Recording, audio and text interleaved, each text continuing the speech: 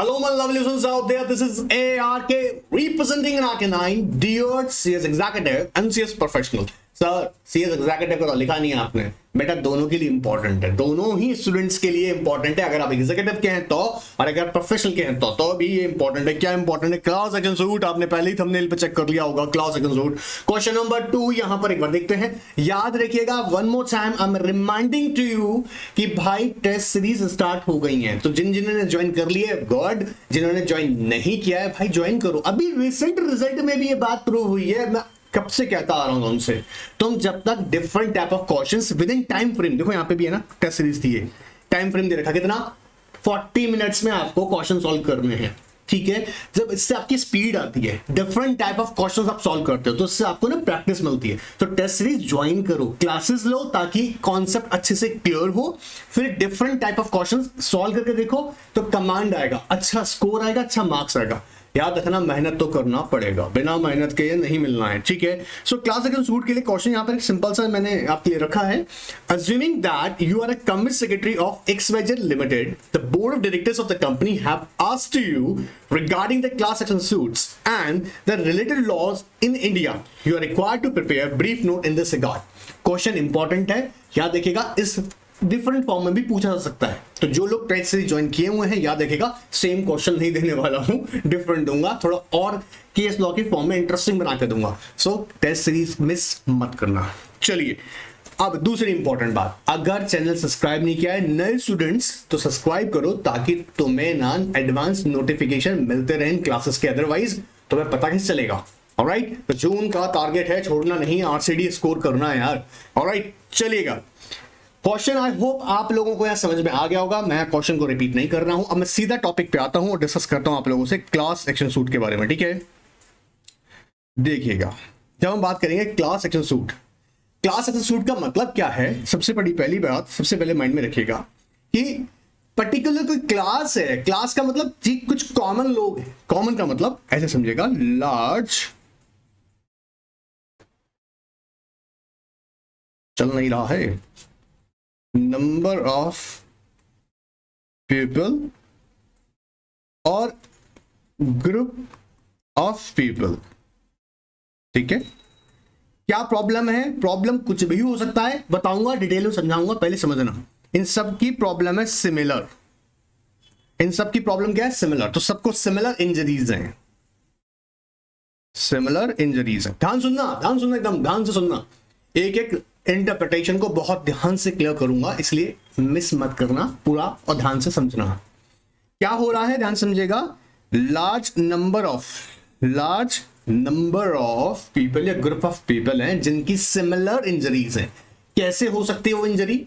For example इसको हम समझते हैं कैसे हो सकती है। हो सकता है वो एक कंज्यूमर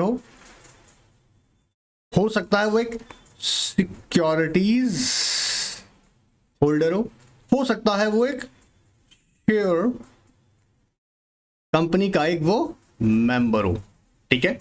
वो एक कंज्यूमर हो सकता है, वो एक सिक्योरिटी के यूनिट होल्डर हो सकता है, या वो एक हो सकता है कौन, कंपनी का मेंबर हो, या ऐसा भी तो हो सकता है सिक्योरिटी होल्डर के अंदर। सर स्पेसिफिकली अगर हम बात करेंगे ना डिटेल में तो हम बताऊंगा, जनरली जैसे डिपॉजिटर्स की हम बात कर सकते हैं, ठीक है, डिपॉजिटर्स की बात कर सकते हैं। तो अगर हम ध्यान से समझे अगर हम ध्यान से समझें, इन सबका कोई ना कोई कॉज जो है, जो भी कॉज है वो सिमिलर है सबके लिए। प्रॉब्लम क्या था समझना ध्यान से इस क्लास एक्शन सूट के बारे में। यूएस में ना अगर देखा जाए 1892 के आसपास, और पुराना भी हो सकता है, ये क्लास एक्शन सूट का कॉन्सेप्ट वहां आ चुका था। क्या चीज आ चुकी थी कि भाई अगर कॉमन कॉजेज हैं, कुछ लोगों के कॉमन कॉजेज हैं अगेंस्ट, याद रखना, अगेंस्ट सेम पर्सन, सबके ही कॉजेज जो हैं वो सेम पर्सन के अगेंस्ट हैं। मतलब कॉमन कॉजेज हैं, ग्रुप ऑफ पीपल के सिमिलर इंजरीज हैं अगेंस्ट सेम पर्सन। ऐसा नहीं होना चाहिए कि अलग अलग पर्सन के हो, सेम पर्सन के। बात समझना, ध्यान से सुनना। ऐसे केसेस में ये लोग एक कलेक्टिवली क्लेम्स को फाइल कर सकते हैं बिफोर द कोर्ट। जैसे एग्जाम्पल, लेट्स टेक एग्जाम्पल, समझो, ध्यान समझो क्या हुआ। एक एग्जाम्पल समझते हैं, अज्यूम कर लीजिएगा मेंबर्स हैं कंपनी के अंदर, ठीक है, मेंबर्स हैं, और ये मेंबर्स जो है ना वो जानते हैं कि कंपनी के अंदर जो कंपनी की अफेयर्स हैं, ध्यान सुनना, कंपनी के जो अफेयर्स हैं वो कैसे हैं, प्रेजुडिस हैं to the company. Sir prejudice है to the company, for example company के ऑफिशियल्स जो हैं कंपनी की एसेट्स का मिसयूज कर रहे हैं, कंपनी के जो यू नो व्हाट मैनेजमेंट जो है कंपनी का वो फ्रॉड कर रहा है, और मेजॉरिटी कोई एक्शन ही नहीं ले रहा। ध्यान सुनना, मेजॉरिटी कोई एक्शन ही नहीं ले रहा, मतलब रॉन्ग डूअर्स इन कंट्रोल। ध्यान सुनना, पहले वाला अगर क्लास सुना हुआ है तो ये दिक्कत बिल्कुल नहीं आएगा। रॉन्ग डूअर्स इन कंट्रोल का मतलब कि मेंबर्स बेचारा हाथ बांध के ऐसे खड़ा हुआ है कि मैं कहां जाऊं, किधर जाऊं, क्या करूं, क्योंकि प्रॉब्लम ये था पहले मतलब कंपनीज एक्ट के 2013 में अगर हम बात करें तो प्रॉब्लम ये था कि कंपनीज एक्ट 2013 ने तो एक प्रोविजन क्लास एक्शन का इंसर्ट कर दिया, पर हम जब कंपनीज एक्ट 1956 का बात करते हैं तो स्पेसिफिकली कोई भी ऐसी रेमेडी क्लास के पास अवेलेबल नहीं थी जिसको वो कोर्ट लेके पहुंच जाए और कहेगा कि भैया हमारे कॉमन ग्रीवेंसेस हैं, इसे रेड्रेस कर दो। जी हां, सत्यम के केस में ऐसा हुआ। यूएस में अगर देखा जाए 2006 के आसपास की बात थी, एनरॉन कंपनी के शेयर होल्डर्स ने, वन मोर टाइम, कौन सी कंपनी सर,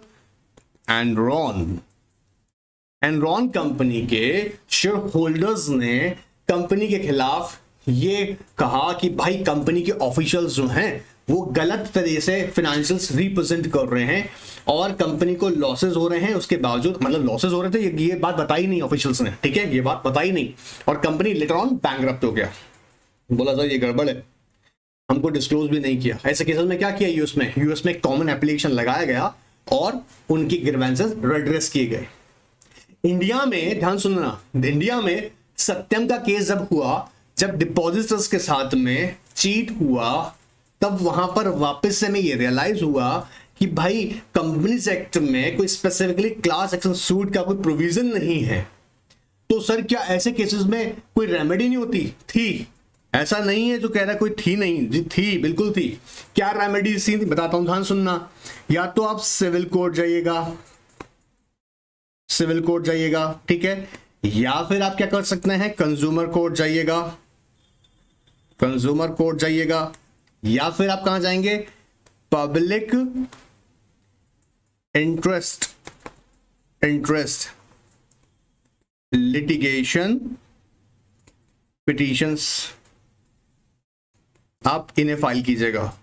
और ये तीनों के तीनों रास्ते आप जानते हो ना, इंडिया में तीनों के तीनों रास्ते कैसे हैं, टाइम कंज्यूमिंग। कुछ तो सोचेगा बोला भाड़ में जाओ, कौन जाएगा यार सिविल कोर्ट में, इतने केसेस पड़े हुए हैं, अपना नंबर कब लगेगा, कोई रिड्रेस होगा नहीं होगा। सो ऐसे केस में क्या हुआ समझना, क्योंकि स्पेसिफिकली सत्यम के केस में रियलाइज हुआ गवर्नमेंट ऑफ इंडिया को कि ऐसे अगर कॉमन कॉजेस कंपनीज के केसेस में, one more time telling you, company के केसेस में अगर ऐसे कॉमन कॉजेस अराइज हो जाते हैं तो क्या share holders, sorry members, sir share holder आपने बोल के सॉरी क्यों बोला, क्योंकि शेयर होल्डर पे अभी हम लोग बात नहीं करेंगे, शेयर होल्डर कंसीडर नहीं करेंगे क्योंकि मेंबर कंसीडर करने वाले हैं। ऑलराइट, सो क्या मेंबर्स या डिपॉजिटर्स एनसीएलटी जा सकते हैं? इसके लिए याद रखिएगा, सत्यम के केस में जब हमको रियलाइज हुआ तो जेजे ईरानी कमेटी बनाई गई, और जेजे ईरानी कमेटी ने कंपनीज बिल 2009 में, इसलिए बता रहा हूं ताकि क्लैरिटी आ जाए, याद रखना, इसलिए बता रहे हैं ताकि आपको क्लैरिटी आ जाए। कंपनीज एक्ट के याद रखिएगा 2013 में इसको इंसर्ट किया गया, उससे पहले कंपनीज बिल 2009 पास किया गया और इस बात को क्लास एक्शन सूट को लिए कंसीडर किया गया और उसको फाइनली कंपनीज एक्ट 2013 के अंदर इंसर्ट किया गया। फिर क्या हो सकता है, अब इसके इंसर्ट होने के बाद से जो बेचारे हमारे मेंबर्स होते थे कंपनी के, मतलब अभी हैं, होते क्या हैं, मेंबर्स हैं plus depositors, they can approach to NCLT, NCLT approach कर सकते हैं अगर उन्हें लगता है कि कंपनी के जो अफेयर्स हैं या कंडक्ट कंपनी जो कर रही है, याद रखिएगा, या मिसमैनेजमेंट हो रहा है, ऐसे केसेस में याद रखिएगा वो कलेक्टिवली क्या कर सकते हैं, सूट फाइल कर सकते हैं बिफोर द एनसीएलटी। बात पकड़ में आया? इसके लिए याद रखिएगा जो section 245 and 246 of companies act, इसे हम डिटेल में समझेंगे, ठीक है सर? ओके। अच्छा, दूसरी इंपॉर्टेंट बात याद रखना, जब हम क्लास एक्शन सूट का बात कर रहे हैं तो ये क्लास एक्शन सूट को हम रिप्रेजेंटेटिव सूट भी बोलते हैं, रिप्रेजेंटेटिव एक्शन भी बोलते हैं। क्यों बोलते हैं रिप्रेजेंटेटिव? एज्यूम कर लीजिएगा एक कंपनी के अंदर 1000 मेंबर्स हैं, ठीक है, एक डेटा एज्यूम कर रहे हैं, तो कंपनीज एक्ट के अंदर सेक्शन 245 एक रिक्वायरमेंट बताता है जिसको हम रीड करेंगे with rule number 84 of NCLT rules 2016। याद करवाऊंगा, सब मेरे साथ बोल भी लो बीच बीच में। क्या सेक्शन 245 कहता है कि क्या एक मेंबर भी पहुंच जाएगा? बोला क्राइटेरिया चेक करेंगे फिर बताएंगे कि एक भी पहुंच सकता है, लेकिन क्या कहा, जरा ध्यान सुनना, जब 1000 मेंबर्स हैं, अज्यूम कर रहे हैं एक बार, ठीक है, तो इसमें बोला कि not less than 1/10 of total number of member can file petition before the NCLT. Application दे सकते हैं एनसीएलटी को अगर उनके कॉमन कॉजेज हैं। अब क्या हुआ, ध्यान सुनना, 1/10 हमने लिया, मतलब यहां पर 100 मेंबर्स। अब ये इकट्ठे होके नहीं जाएंगे, सबके सब इकट्ठे होके 100 के 100 लोग खड़े हो गए, रिप्रेजेंटेटिव मेंबर्स खड़े हो गए, एनसीएलटी में खड़े हो गए, भैया हम सबके कॉजेज हैं, चलो रिजल्ट एड्रेस करो। नहीं, ये मिलकर किसी एक वन और मोर पर्संस को ऑथराइज कर देंगे कि भाई हमारे बिहाफ पर आप जाइएगा एनसीएलटी में पिटीशन या एप्लीकेशन फाइल कीजिएगा। बात पकड़ में आ रहा है? सो अब क्या होगा, इसको हम इसलिए हम बोलते हैं क्या, रिप्रेजेंटेटिव एक्शन भी बोलते हैं। एग्जाम में नोट कर लेना, कई बार हो सकता है आपको क्लास एक्शन सूट की जगह वहां पे वर्ड लिख जाए रिप्रेजेंटेटिव एक्शन, तो आप कहीं ऐसा ना बोला यार ये क्या है रिप्रेजेंटेटिव एक्शन, तो कई बच्चा आंसर बनाने चक्कर में लगता अच्छा लीगल हैरिस के नहीं, सुनना ध्यान से, क्लास एक्शन सूट के अंदर रिप्रेजेंटेटिव एक्शन भी हम उसे कहते हैं। अब क्या क्या फैक्टर्स हैं वो इंपॉर्टेंट हम अभी कंसीडर कर लेंगे। सो हमने भी सिर्फ कितना क्या सुना है कि क्लास एक्शन सूट बेसिकली क्या है, जब एक लार्ज नंबर ऑफ पीपल, मेरे साथ याद कीजिएगा, लार्ज नंबर ऑफ पीपल या लार्ज ग्रुप ऑफ पीपल क्या है, हैविंग अ सिमिलर इंजरीज, मेरे साथ याद करो ना, having a similar injuries, large number of people having a similar injuries against the same person. जैसे सत्यम के केस में उसके डिपॉजिटर्स कौन थे, सबका सेम कॉस्ट था, सबके साथ फ्रॉड हो गया, ठीक है।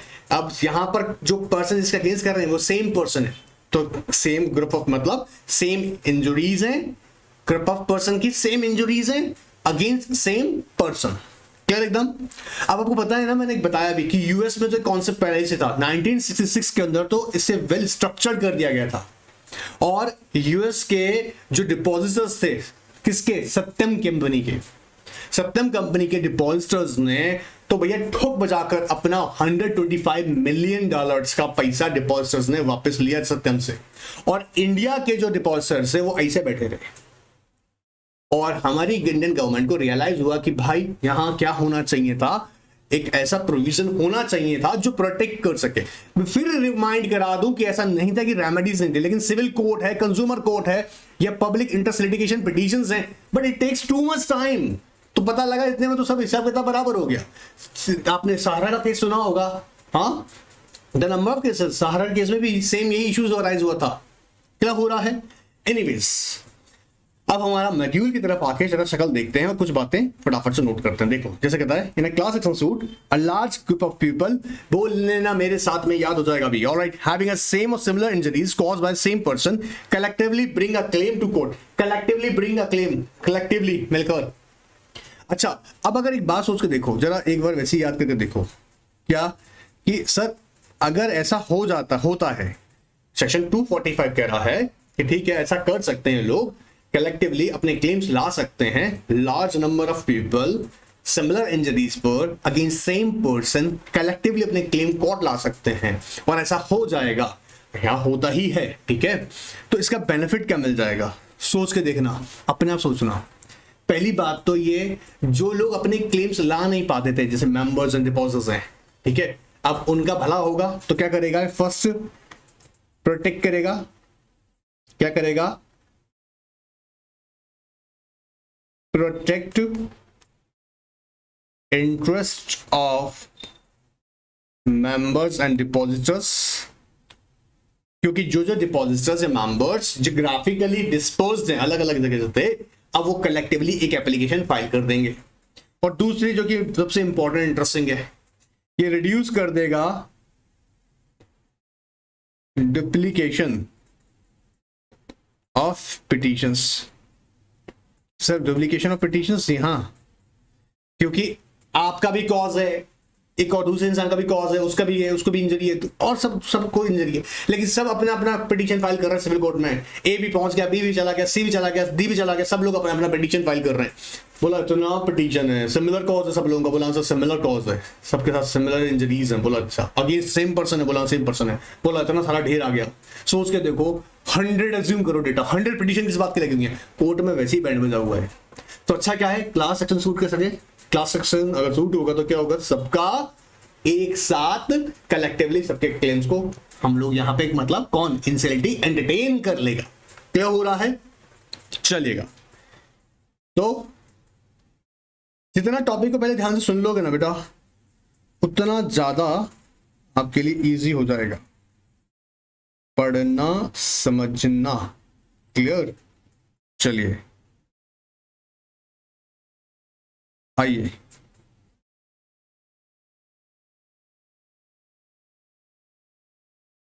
आइए देखते हैं।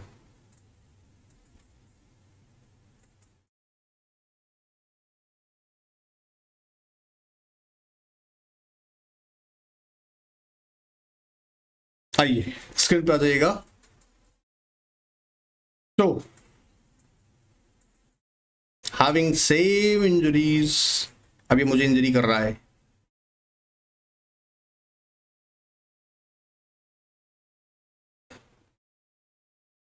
चलिए देखते हैं। आइए स्क्रीन पर ध्यान लाइएगा पूरा। तो हमने पहला बात क्या पकड़ा, लार्ज ग्रुप ऑफ पीपल, बोलो ना, large group of people having similar injuries caused by same person collectively bring a claim to court represented by one और more persons is also known as representative action. याद रहेगा। दूसरा आगे बोलता है क्या, देखो इसके पीछे बेनिफिट क्या होगा, the one set of persons representing a large group approach the court for redressal of their grievances. The rationale behind such suit is, पहला क्या फायदा होगा, देखो, protect the interests of members of a class who are geographically dispersed. क्या करेगा, protect the interests of members who are geographically, protect the member of member, बोलो ना, protect the interests of member of class, one more time, protect the interest of member of class who are geographically dispersed, पहला काम। दूसरा benefit क्या होगा, reduce करेगा क्या, duplication of litigations, बोलो reduce duplication of the litigation as combines of various proceedings initiated in a different parts of jurisdiction bearing the same cause of action। पता लगा एक बंदे ने दिल्ली में फाइल किया हुआ है, एक किसी ने मान लीजिए जयपुर में किया हुआ है, एक ने मुंबई में किया हुआ है, सर कर सकते हैं। We need to understand the concept of civil procedure code, alright. So अगर कर रहा है ऐसे केसेस में क्या होगा, अलग अलग जगह लिटिगेशन चलेगा। क्लास एक्शन सूट में बेनिफिट क्या होगा, सबको एक साथ कलेक्टिवली हियर कर लिया जाएगा। क्या हो रहा है, देखो आगे देखते हैं। यहां कहता है further it also makes adjudication possible, otherwise as per the rule of necessary party all members of class are required to be made plaintiff which otherwise would have made the adjudication impossible। अच्छा, कई बार ये हो भी जाती है difficulty, क्या किसी के केस में कुछ और एडजुडिकेशन हो गया, किसी में कुछ और एडजुडिकेशन हो गया, कॉजेस सबके सिमिलर थे, अगेंस्ट सेम पर्सन थे, बट अगर अलग अलग जगह पिटीशंस फाइल की जाएंगी तो एडजुडिकेशन में करना, एग्जैक्टली एडजुडिकेशन करना एक तरह से इम्पॉसिबल टास्क होगा कि सिमिलर जजमेंट्स मिले। ऑलराइट, यहां पर देखिए मैंने बताया कि यूएस का ओरिजिन है, तो आप अपना मॉड्यूल में साइड में सिर्फ इसको लिख लीजिएगा, रीड करना है। वो मैंने डिस्कस आपसे भी किया है कि एनरॉन के केस में आपके शेयरहोल्डर्स ने क्या किया था, इन 2006 का केस था। इंडिया में मैंने अभी डिस्कस किया आपको कि इंडिया में सेक्शन जब हम बात करते हैं सेक्शन 245 से, मतलब 246 से क्या, दो ही सेक्शन है, 245 और 246, जो क्लास एक्शन सूट की बात करेगा अंडर कंपनी 6, ठीक है। और अगर हम इसको ध्यान से अगर देखें कहता है अंदर देखो, यहाँ पे ध्यान सुनना, इसको हाईलाइट करो अपने मॉड्यूल में, इस पॉइंट पर आगे हाईलाइट करो। Class action suit representative action were taken in 3 modes, civil court जाइएगा, कंज्यूमर कोर्ट जाइएगा, या public interest litigation petition file कीजिएगा।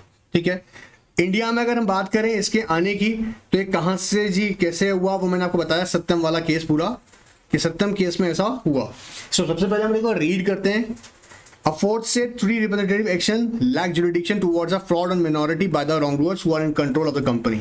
Actually अगर देखा जाए तो ऐसा नहीं है कि सिविल कोर्ट में, सर सिविल कोर्ट में रिप्रेजेंटेटिव एक्शन आपके लिए as per companies act 1956 available नहीं थी।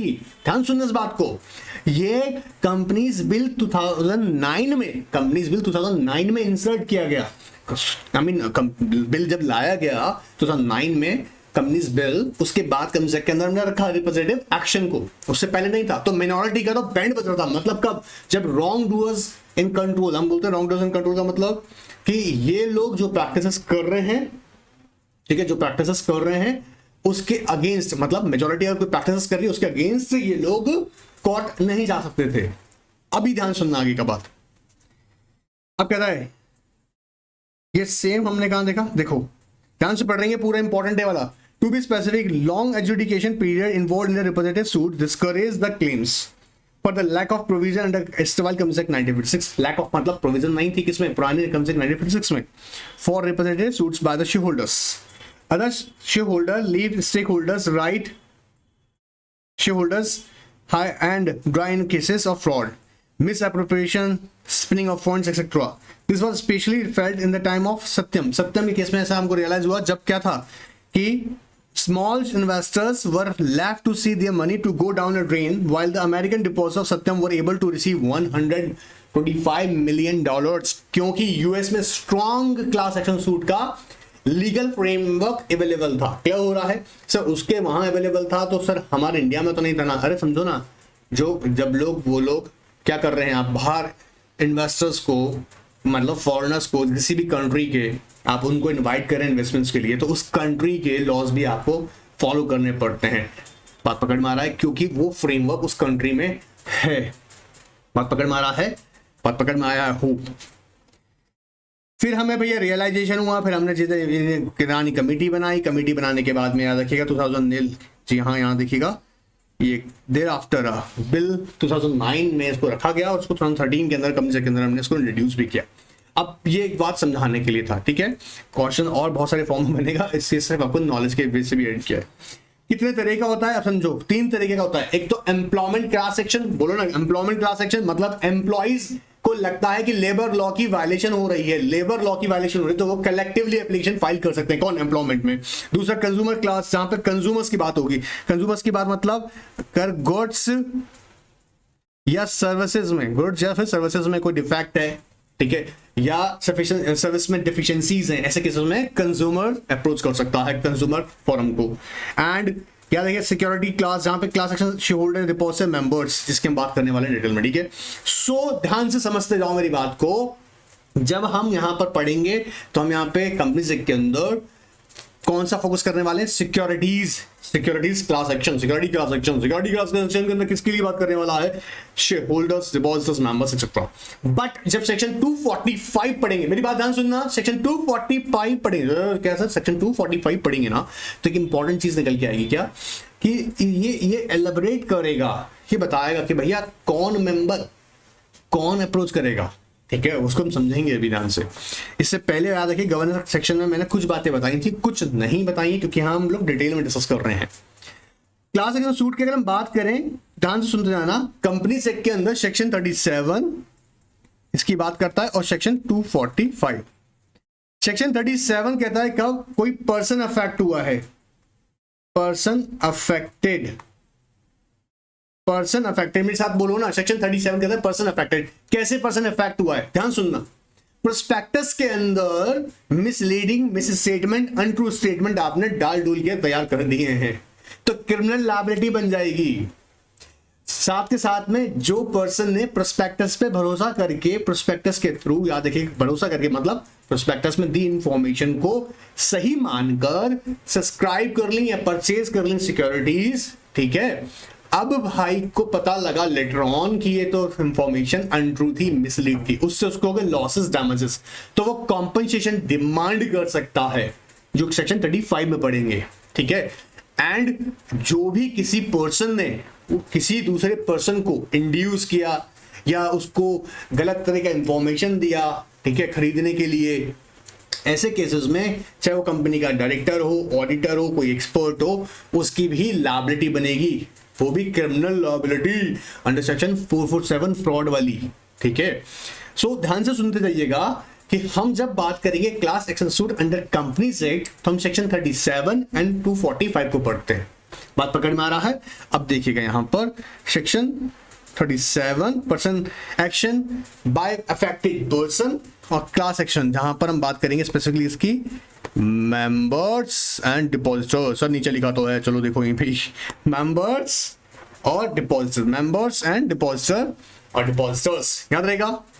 देखो अब ध्यान से देखते हैं सेक्शन अगर 37 की तरफ देखें तो सेक्शन 37 क्या कह रहा है, देखो, a suit can be filed or by a person may be taken by any person, group of persons or any association of persons affected by a misleading statement or inclusion or omission of any matter in the prospectus। Important क्या है word यहाँ पे, prospectus को highlight करना, इसमें 3 word याद कर लो, highlight लिखो मेरे साथ में करो, मिसलीडिंग स्टेटमेंट, इंक्लूजन और ओमिशन, एनी मैटर, इंक्लूजन और ओमिशन, इंक्लूजन ओमिशन मतलब सपोज करो, देखो ध्यान समझो, फाइनेंशियल इंफॉर्मेशन बड़ी इंपॉर्टेंट है, वो आपको डिटेल में डिस्क्राइब करनी थी, आपने डिस्क्राइब ही नहीं करी है, ठीक है। कंपनी ने कितना डिविडेंड दिया उसमें आपने गड़बड़ करके बता रखा है, आपने कंपनी के जो एसेट्स हैं पर मशीनरीज हैं, ठीक है, उनकी डेप्रिसिएशन के बाद जो एग्जैक्ट वैल्यू उनसे होनी चाहिए वो आपने बताई नहीं है, मतलब बताई है लेकिन गलत तरह से बता रखी है, ठीक है। पता लगा कंपनी के कैपिटल एसेट्स का बैंड बजा पड़ा है और हम उसको बहुत अच्छे से प्रेजेंट कर रहे हैं, वो नहीं करना है, क्लियर है। कंपनी का फ्री रिजर्व्स के बारे में हमने गलत इंफॉर्मेशन दे रखा है, अगर सिक्योरिटी पहले इशू किया, सिक्योरिटी प्रीमियम अकाउंट के बारे में गलत इंफॉर्मेशन देखा, मतलब कोई अकाउंटिंग या फाइनेंशियल एस्पेक्ट्स हमने गड़बड़ की हुई है जिसके बेसिस पर मैं इन्वेस्टमेंट करने का डिसीजन लेता, क्या हो रहा है। तो यहाँ पर सेक्शन 34, 35, 36 याद रखिएगा, ऐसे केसेस में यहाँ पर लायबिलिटी अट्रैक्ट हो जाएगा। कैसे? एक 34 का बोलता है क्रिमिनल लायबिलिटी, क्रिमिनल लायबिलिटी का मतलब जेल जाने की नौबत, ठीक है, और सिविल लायबिलिटी का मतलब कॉम्पनसेशन भरना पड़ेगा, जेल तो जाने का नौबत नहीं लेकिन आपको क्या करना पड़ेगा, कॉम्पनसेशन भरना पड़ेगा। तो ध्यान से समझिएगा, सेक्शन 34 कह रहा है liability for misstatement in prospectus where prospectus issued, circulated, distributed under sector 3 includes any statement which is untrue, highlight करो, मिसलीडिंग और context in which it included or where the inclusion or omission of any matter is likely to mislead, in this case liability बन जाएगा for fraud, section 447, खतरनाक section है यार ये। अब इस प्रोस्पेक्टस के भरोसे पर एक इंसान ने शेयर्स या सिक्योरिटीज परचेज कर लिए, हो गया भाई साहब को लॉस, तो कॉम्पनसेशन अंडर 35 मतलब सिविल लायबिलिटी, उसे कॉम्पनसेट करना पड़ेगा। देखो और कौन कॉम्पनसेट करेगा, देखो compensate for directors, promoter, experts, इन लोगों की लायबिलिटी अराइज जाएगी, they have to compensate to the person, किसको, डायरेक्टर्स हैं। अब ध्यान से सुनना इंपॉर्टेंट क्या है, क्या ऐसे केसेस के अंदर, क्या सर ये पिटीशन जो हम फाइल कर रहे हैं एनसीएलटी में, क्या ऐसे केस में ऑल्टर या ऑल्टर फॉर्म के खिलाफ कर सकते हैं? Answer is yes. एक्सपर्ट के खिलाफ कर सकते हैं? Yes. Company? Yes. Director? Yes. बात पकड़ में आ रहा है, इनके खिलाफ भी आप पिटीशन फाइल कर सकते हैं, क्योंकि अगर प्रोस्पेक्टस में कोई स्टेटमेंट मिसलीडिंग है ना, आपने या अनट्रू स्टेटमेंट है उसके भरोसे आपने ले लिया, और वो स्टेटमेंट याद रखिएगा कहीं ना कहीं, याद रखिएगा आपके जो ऑडिटेड फाइनेंशियल्स होते हैं, आपको भरोसा होता है कि हाँ ऑडिटर ने इसको ऑडिट प्रॉपर्ली किया है, आपने उसके भरोसे किया और वो उसकी गलती थी, वहां पर उसने ध्यान नहीं दिया, वो लायबल फिर भी होगा क्योंकि आपने उस इंफॉर्मेशन पे भरोसा किया है। सो याद रखिएगा, मेंबर डिपॉजिटर्स, ऑडिटर और की फर्म के खिलाफ, किसी एक्सपर्ट के खिलाफ, डायरेक्टर के खिलाफ भी ये फाइल कर सकते हैं। जी हाँ, क्रिमिनल लायबिलिटी बन जाएगी, याद रखिएगा। ऑलराइट, क्रिमिनल सिविल दोनों ही है। सेक्शन 36 कहता है punishment fraudulently inducing person to invest money. अब एक एक्सपर्ट ने अपना बोला नहीं this company issue will be economically beneficial every member और डिपॉजिटर्स, सपोज, ठीक है, उसने स्टेटमेंट दे दिया एंड आई बिलीव दैट कि ऐसा स्टेटमेंट देने के बाद में कि बहुत लोग उसमें है ना, लुक्रेटिव ऑफर समझ के उसको जल्दी से जल्दी इन्वेस्ट करना चाहिए उसमें। क्लियर हो रहा है? सो अब यहाँ पे ध्यान समझेंगे इस बात को भी हम लोग कि यहाँ पे भी लायबिलिटी आपकी 447 में राइज हो जाएगी। ठीक है, चलिए सेक्शन 245 में जो बेसिकली बात कर रहा है वो बात कर रहा है कि क्राइटेरिया, एलिजिबिलिटी क्राइटेरिया, मतलब कितना लोग होना चाहिए। ध्यान से सुनते जाना, अभी याद करवा रहा हूं 2 मिनट में, अभी 2 मिनट में याद करवा रहे हैं। पहला कहता है क्लास एक्शन सूट के अंदर, इंपॉर्टेंट याद रखिएगा, पहली बात कहता है अगर कंपनी में शेयर कैपिटल है, if company having share capital, highlight कीजिएगा, ये ऑलरेडी डिस्कस किया लेकिन हाईलाइट करो उसको, company having share capital not less than 100, यहाँ पे हाईलाइट कीजिएगा, लिखिएगा 100, not less than 100 members of the company और not less than such percentage of total number of members. Such percentage कितना बताया गया है? 5%। ये 5% कहां से लिखा हुआ है? रूल नंबर 84, मेरे साथ बोल लीजिएगा, रूल नंबर 84।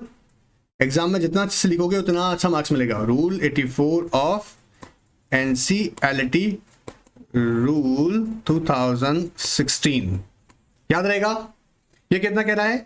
100, अगर कंपनी में शेयर कैपिटल है 100 और 5%, ठीक है, of its members as we prescribe which ever is less, और एनी मेंबर और मेंबर्स, एक अकेला मेंबर भी खड़ा होकर पहुंच जाएगा अगर वो भी 5% है उसके पास भी, ठीक है। नॉट लेस देन 6%, कितनी percentage? Again 5% of the issued share capital of the company as may prescribed, subject to the condition that applicant or applicants have paid। अब ये इंपॉर्टेंट बात है भैया, तेरा खुद का ड्यू चल रहा है कंपनी में, जो एनसीएलटी तू हरा के हल्ला मचा रहा है, बात समझो ना, खुद का कोई भी कॉल या कोई भी ड्यूज नहीं होने चाहिए जो मेंबर्स की हम बात कर रहे हैं। कहता है have paid all calls of the sums due on his और देयर शेयर्स। क्या हो रहा है? पकड़ में आया? तो पहले क्या निकालेंगे? 100 और फिर देखेंगे हम लोग 5%, विच एवर इज लेस, या कोई एक मेंबर या मेंबर्स हैं, इन दैट केस 5%। अगर कंपनी में शेयर कैपिटल नहीं है तो ये बात हो जाएगी कितनी? 1/5, नोट कर लेना 1/5। क्या हो रहा है? कंपनी में शेयर कैपिटल नहीं है तो 1/5 कैन अप्रोच। अब एक और इंपॉर्टेंट बात समझना, अभी और समझाऊंगा आगे एक और चीज। कहता है class action suit by depositors, deposit case में हाईलाइट कीजिएगा 100। अच्छा, एक तुम्हारा मॉड्यूल में ना आगे दे भी रखा है, तुम चाहो सीधा देखो यहाँ पर रूल 84 पढ़ लो, एक्स्ट्रा मेहनत करवा दी है तुमसे, मैं नहीं मॉड्यूल में हुआ है, तो तुम सीधा ही नेक्स्ट पेज पे आ जाओ, यहाँ देखो ऊपर कितना लोग होना चाहिए? 5% या 100 which ever is less, a member और holding not less than 5% issue capital, ठीक है, issued share capital of company in case of company unlisted company. Unlisted company के केस में कितना वगैरह है? 5। और अगर ये कंपनी लिस्टेड है, एग्जाम में ध्यान रखना, छोटी छोटी पॉइंट्स पे क्वेश्चन बन जाता है, लिस्टेड है तो हमको देखो सिर्फ 2% चाहिए, not less then 2% of issue share capital. मतलब सर अनलिस्टेड कंपनी के केस में याद रखिएगा शेयर कैपिटल क्राइटेरिया मेंबर और मेंबर केसेस में 5% है, और अगर यही कंपनी अनलिस्टेड है, लिस्टेड है तो फिर 2% है, याद रहेगा। आई होप और आता है action by depositor. Sir depositor case में कितना ध्यान रखना पड़ेगा? देखो आ जाओ वापस, डिपॉजिट केस में अगर नंबर से देखें, requisite number of depositor file an application under section 245(1) at least 5% of total number of depositor और 100 डिपॉजिटर्स, मतलब सेम वही चलेगा, ज्यादा दिक्कत का बात नहीं है, विच एवर इज लेस। और या फिर डिपॉजिटर जो है अकेला डिपॉजिटर कंपनी के जो इसने डिपॉजिट्स दिए हुए हैं उसके अंदर अकेला ही 5% होल्ड कर रहा हो of total deposits of the company. Total deposits of the company के अंदर जो डिपॉजिटर्स हैं या डिपॉजिटर अकेला ही या और के साथ मिलकर 5% अगर होल्ड कर रहा है, मतलब होल्ड करने सेंस डिपॉजिट्स होल्ड कर रहा है, तो वो भी अप्रोच कर सकता है। अब यहां पर है ना दोनों को समराइज किया हुआ है, बात पकड़ में आ रहा है रूल के साथ में, वही सेम यहां पर आपको रिपीट करवा रहे हैं। तो यहां पर सिर्फ क्या करना है, इसको रीड जरूर करना है। रीड करने का मतलब ऑलरेडी हम डिस्कस किए हुए हैं, उसको ही वापस अभी जो बता रहे थे आपको लिमिट्स, ठीक है। आई होप ये बात पकड़ में आया होगा। अब एक बात ध्यान से सुनना आगे की, मेंबर का केस में यहां पर 3 कैटेगरी अच्छे से दिमाग में सेट कर लो। यहां पर subscriber to the memorandum member है ऑफकोर्स, या कोई भी पर्सन ऐसा है जो कंपनी के साथ एग्रीमेंट में एंटर हुआ है by signing the agreement member बनने के लिए, उसका नेम आरओएम में एंटर हो गया, वो भी मेंबर मानेंगे हम लोग, मेंबर ही है, ठीक है। या ऐसा पर्सन जैसे लिस्टेड कंपनी केसेस में उसे हम क्या बोलेंगे? Beneficial owner. तो जैसा पर्सन जिसका नेम डिपॉजिटरीज के रिकॉर्ड में वो भी मेंबर है। क्यों बता रहा हूं? क्योंकि इंपॉर्टेंट ये है कि यहां पर स्पेसिफिकली वर्ड मेंबर यूज किया गया है और उसकी इंटरप्रिटेशन भी दी गई है। बात नहीं आया पकड़ में, और बात पकड़ में नहीं आया। ध्यान से देखो, तुम्हारी मॉड्यूल में आगे लेके आ रहे हैं, देखो the following set of recognized under commission 13, कौन को बोल रहे हैं? मेंबर्स और depositor in class of them. तो यहाँ पे इंपॉर्टेंट चीज क्या है? पहला तो देखो मेंबर को हम देखें ध्यान से, तो subscribe to the memorandum, alright, I hope पहले पढ़ा हुआ खूब बार एग्जीक्यूटिव में भी, who shall be deemed to have agreed to become a member of the company on its registration and his name is entered in the register of member. Yeah, every other person who agrees in writing to become a member of the company whose name is entered in the register of member. And third, जिसका name कहाँ पर है as a beneficial owner company के पास है और वो यहाँ पर याद रखेगा डिपॉजिटरी में, डिपॉजिटरी में उसका रिकॉर्ड है, मतलब वो इज अ बेनिफिशियल ऑनर, तो उसका रिकॉर्ड्स कहाँ पर है? डिपॉजिटरी के पास में। तो सब्सक्राइबर या person by becoming a member by entering into agreement with the company and such person name has entered in the register of member, and third is जिसका name as a beneficial owner depository records में है। फिर क्या अपन simple word से बात करें, वो वापस वही रिपीट किया हुआ है, ठीक है। अब एक बात जरा ध्यान सुनते जाना, डिपॉजिटर की डेफिनेशन में सेम बात लिए हैं, ये एक इंपॉर्टेंट चीज है रीड करने के लिए, डिटेल किए इन्होंने, देखो ब्रॉड कर दिया डेफिनेशन को, कहता देखो आगे for the phrase other class of them, section 245 कहता है अदर क्लास ऑफ देम, ध्यान सुनना, other class of them classes of members and depositor equity share holders. Oh my God sir, अब आ गया एग्जैक्टली, क्योंकि यहां पर पहले ध्यान सुनना, यही गड़बड़ करते हैं, इसने कैटेगराइज किया मेंबर्स को अलग, फिर बोला डिपॉजिटर्स, ध्यान से देखो डिपॉजिटर्स, फिर बोला साथ में क्या एनी क्लास ऑफ देम। अब एनी क्लास ऑफ देम की जब हम डेफिनेशन को देखेंगे तब हमें पता लगेगा कि भैया इसमें शेयर होल्डर को भी इन्होंने इंक्लूड किया, शेयर होल्डर हैं, प्रेफरेंस शेयर होल्डर्स हैं, या ऐसे प्रेफरेंस शेयर होल्डर हैं जो यू नो कन्वर्टेबल हैं या नॉन कन्वर्टेबल हैं, या फिर जो क्यूमुलेटिव है या non cumulative preference share holders हैं, उनको भी यहाँ पर इंक्लूड किया है, देखो इसलिए कह रहे हैं इसको ध्यान से देखना। Equity shareholders, preference shareholders, equity shareholder having different, of course, they are differential voting rights वाला concept. Preference shareholders, convertible, non-convertible, cumulative, non-cumulative, bearing different rate of dividend among us depositors with different rates of return, different term of maturity as per the provision of the act. There is a qualification which needs to be fulfilled prior to the fulfilling. हाँ, क्या qualification है?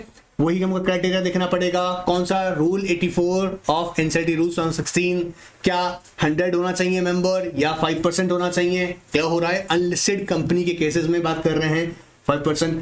अगर कोई अकेला ही member, listed company के case में अगर हम बात करेंगे, अकेले किसी मेंबर हम क्राइटेरिया देखेंगे तो 2% का भी सफिशिएंट है, मतलब लिस्टेड कंपनी के केसेस में 2% भी अगर होल्ड कर रहा है अकेला या मिलकर किसी साथ में, वो भी फाइल कर सकता है, ठीक है। तो वो क्राइटेरिया तो उनको भी सेटिस्फाइड करना पड़ेगा। आई होप ये क्लियर होगा। अच्छा, इसके बाद में किसके खिलाफ जा सकते हैं? देखो ये भी इंपॉर्टेंट है, इंपॉर्टेंट है भाई, छोड़ नहीं सकते हैं। इस चैप्टर को थोड़ा स्पीड अप इसलिए किया हुआ है क्योंकि ये कॉन्सेप्ट कई बार सुना है, इसलिए थोड़ा ऐसे स्पीड अप कर रहा हूं, पर इसका मतलब ये नहीं तुम्हारी क्वेरीज हो तो तुम मुझसे पूछ सकते हो, आराम से पूछो, ऑलराइट। देखो, against whom the class action suit can be filed, company, its director, any fraudulent, lawful, wrongful act और कमीशन, ऑडिटर फर्म के खिलाफ कर सकते हो for improper misleading statement particular made in the audit report और for any lawful और fraudulent conduct, and an expert और audit adviser consultant for incorrect और मिसलीडिंग स्टेटमेंट। अब ध्यान सुनना मेरी बात को, आपने प्रोस्पेक्टस देखा, उसके अंदर कंपनी ने अपनी फाइनेंशियल स्टेटमेंट्स की डिटेल दे रखी जो कि ऑडिटेड थी। एक ऑडिटर ने बोला जी मेरी रिस्पॉन्सिबिलिटी ऑडिट रिपोर्ट की होती है, फाइनेंशियल स्टेटमेंट्स की इन्होंने क्या गड़बड़ किया।